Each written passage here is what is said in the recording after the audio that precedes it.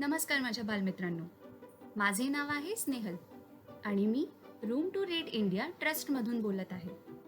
आज मी आपल्यासाठी एक आगळीवेगळी गोष्ट घेऊन आले आहे. या गोष्टीचे नाव आहे काहीतरी गडबड आहे.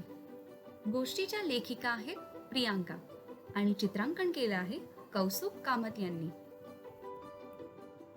आपण कधी विचार केला आहे का की जर कोणी आपल्या चेंडूचा आकार चौकोनी केला तर काय होईल?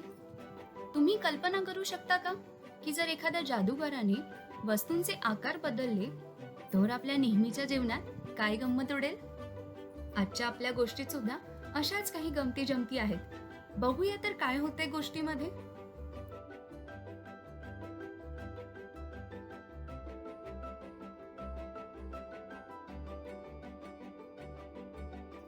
काहीतरी गडबड आहे.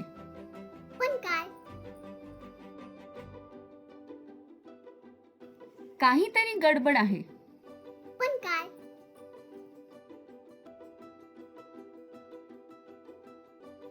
काहीतरी गडबड आहे. पण काय? अरे, इथे तर सगळीच गडबड आहे.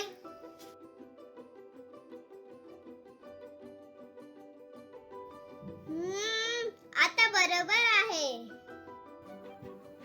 आहे की नाही आगळी वेगळी आणि विचार करणारी गोष्ट?